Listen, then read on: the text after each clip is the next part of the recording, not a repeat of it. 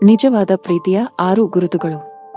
ಬನ್ನಿ ಸ್ನೇಹಿತರೆ, ಇಂದಿನ ಈ ವಿಡಿಯೋದಲ್ಲಿ ನಿಜವಾದ ಪ್ರೀತಿಯ 6 ಗುರುತುಗಳನ್ನು ತಿಳಿದುಕೊಳ್ಳೋಣ. ಪ್ರೀತಿ ಅಂದರೆ ಅದು ತುಂಬಾನೇ ಪವಿತ್ರವಾದದ್ದು.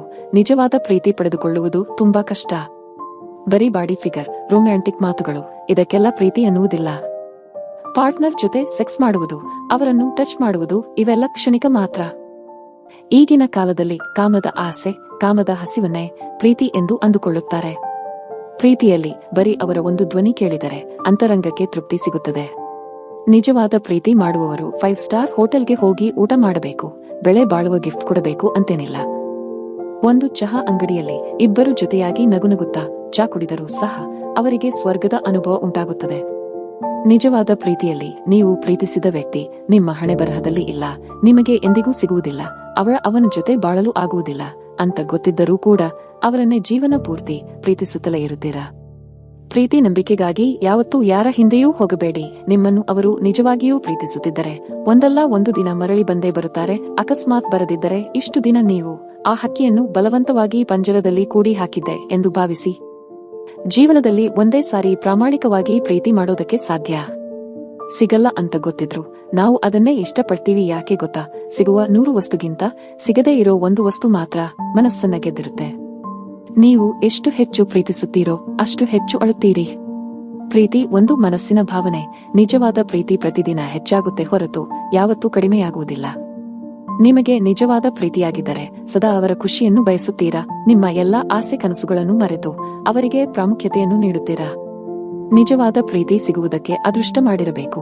ಅಕಸ್ಮಾತ್ ಅಂತಹ ವ್ಯಕ್ತಿ ಜೊತೆ ನಿಮ್ಮ ಜೊತೆ ಇದ್ದರೆ ಅವರನ್ನು ಯಾವುದೇ ಕಾರಣಕ್ಕೂ ಕಳೆದುಕೊಳ್ಳಬೇಡಿ. ಪ್ರೀತಿಯಲ್ಲಿ ಕೆಲವೊಂದು ಸಾರಿ ಜಗಳ, ಮನಸ್ತಾಪ ಇದ್ದೇ ಇರುತ್ತದೆ. ಆದರೆ ನಿಜವಾದ ಪ್ರೀತಿ ಮಾಡುವವರು ನಿಮ್ಮ 100 ತಪ್ಪನ್ನು ಕೂಡ ಕ್ಷಮಿಸಿ ನಿಮ್ಮ ಜೊತೆ ಜೀವನ ಸಾಗಿಸಲು ಬಯಸುತ್ತಾರೆ. ಆದರೆ ನಕಲಿ ಪ್ರೀತಿಯಲ್ಲಿ ನಿಮ್ಮಿಂದ ದೂರ ಹೋಗಲು ಕಾರಣಗಳನ್ನು ಹುಡುಕುತ್ತಿರುತ್ತಾರೆ. ಪ್ರೀತಿಯಲ್ಲಿ ಮುಂದಿನ ವ್ಯಕ್ತಿ ಸದಾ ಚೆನ್ನಾಗಿರಬೇಕು ಎಂದು ನಾವು ಬಯಸುತ್ತೇವೆ. ಪ್ರೀತಿಸುವ ವ್ಯಕ್ತಿಯನ್ನು ಕಳೆದುಕೊಳ್ಳುವ ನೋವನ್ನು ಗುಣಪಡಿಸಲು ಸಾಧ್ಯವಿಲ್ಲ. ನಾನು ನಿನ್ನನ್ನು ಕಳೆದುಕೊಳ್ಳುವವರೆಗೂ ದುಃಖ ಏನೆಂದು ನನಗೆ ತಿಳಿದಿರಲಿಲ್ಲ ಎಂದು ಅನಿಸುತ್ತೆ. ನಕಲಿ ಪ್ರೀತಿಯಲ್ಲಿ ನಿಮ್ಮ ಮೇಲೆ ಹಕ್ಕು ಜಮಾಯಿಸುತ್ತಾರೆ. ಪ್ರತಿ ವಿಷಯದಲ್ಲೂ ನಿಮ್ಮನ್ನು ಕಂಟ್ರೋಲ್ ಮಾಡುತ್ತಾರೆ. ಆದರೆ ನಿಜವಾಗಿ ಪ್ರೀತಿ ಮಾಡುವ ವ್ಯಕ್ತಿ ನಿಮ್ಮನ್ನು ಬದಲಾಯಿಸಲು, ನಿಮ್ಮನ್ನು ನಿಯಂತ್ರಿಸಲು ಎಂದಿಗೂ ಪ್ರಯತ್ನ ಪಡುವುದಿಲ್ಲ. ಬದಲಿಗೆ ನೀವು ಹೇಗಿದ್ದೀರಾ ನಿಮ್ಮನ್ನ ಹಾಗೆ ಇಷ್ಟಪಡುತ್ತಾರೆ. ಎಲ್ಲಿ ನಿಜವಾದ ಪ್ರೀತಿ ಇರುತ್ತದೆಯೋ ಅಲ್ಲಿ ಹೊಂದಾಣಿಕೆ ಇರುತ್ತದೆ, ತ್ಯಾಗ ಇರುತ್ತದೆ, ಕಾಳಜಿ ಇರುತ್ತದೆ. ನಿಜವಾದ ಪ್ರೀತಿ ಮಾಡುವ ವ್ಯಕ್ತಿ ನಿಮ್ಮ ಖುಷಿಗೆ ಆದ್ಯತೆ ನೀಡುತ್ತಾರೆ. ಜಗಳವಾದಾಗ ಕೊಬ್ಬು ಇರುವುದಿಲ್ಲ, ನೀವೇ ಹೋಗಿ ಕ್ಷಮೆ ಕೇಳಲಿ ಎಂದು ಬಯಸುವುದಿಲ್ಲ. ಆದರೆ ಸುಳ್ಳು ಪ್ರೀತಿ ಮಾಡುವವರು ಬೇಕಾದರೆ ಅವರೇ ಬಂದು ಕ್ಷಮೆ ಕೇಳಲಿ ಎಂದು ಬಯಸುತ್ತಾರೆ. ಅವರು ನಿಮ್ಮ ಪ್ರೀತಿಗಾಗಿ ಸೋಲಲು ತಯಾರಿರುವುದಿಲ್ಲ. ನಿಜವಾದ ಪ್ರೀತಿ ಮಾಡುವ ವ್ಯಕ್ತಿ ನಿಮ್ಮನ್ನು ಗೌರವಿಸುತ್ತಾರೆ, ನಿಮ್ಮ ಮಾತಿಗೆ ಬೆಲೆ ಕೊಡುತ್ತಾರೆ. ಅವರು ಒಬ್ಬರನ್ನೊಬ್ಬರು ತುಂಬಾ ಪ್ರೀತಿಸುತ್ತಾರೆ, ಒಬ್ಬರನ್ನೊಬ್ಬರು ಗೌರವಿಸುತ್ತಾರೆ. ಆದರೆ ಸುಳ್ಳು ಪ್ರೀತಿ ಮಾಡುವ ವ್ಯಕ್ತಿ ನಿಮ್ಮನ್ನು ಗೌರವಿಸುವುದಿಲ್ಲ, ನಿಮ್ಮ ಮಾತಿಗೆ ಒಂಚೂರು ಕೂಡ ಬೆಲೆ ಕೊಡುವುದಿಲ್ಲ. ಅವರ ಮನಸ್ಸಿನಲ್ಲಿ ನಿಮ್ಮ ಬಗ್ಗೆ ಪ್ರಾಮುಖ್ಯತೆ ಇರುವುದಿಲ್ಲ. ನಿಮ್ಮನ್ನು ಲೈಟ್ ಆಗಿ ಅಂದರೆ ಫಾರ್ ಗ್ರಾಂಟೆಡ್ ತಿಳಿದುಕೊಳ್ಳುತ್ತಾರೆ.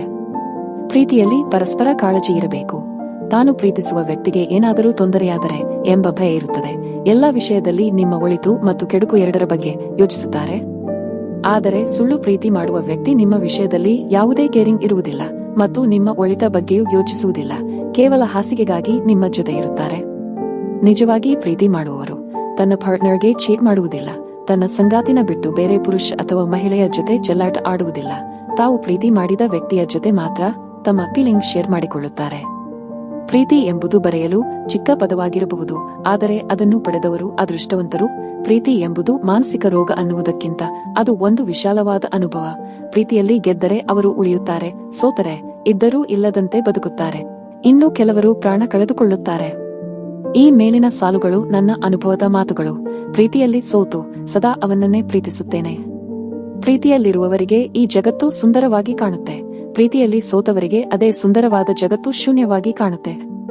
ಸ್ನೇಹಿತರೆ, ಈ ವಿಡಿಯೋ ನಿಮಗೆಲ್ಲ ಇಷ್ಟವಾಗಿದೆ ಎಂದು ಭಾವಿಸುತ್ತೇನೆ. ಇಷ್ಟವಾದರೆ ಒಂದು ಲೈಕ್ ಮಾಡಿ ಮತ್ತು ಇದೇ ರೀತಿಯ ಹೆಚ್ಚಿನ ವಿಡಿಯೋಸ್ಗಳಿಗಾಗಿ ಚಾನೆಲ್ ಸಬ್ಸ್ಕ್ರೈಬ್ ಮಾಡುವುದನ್ನು ಖಂಡಿತ ಮರಿಬೇಡಿ. ಕೇಳಿದ್ದಕ್ಕಾಗಿ ಧನ್ಯವಾದಗಳು.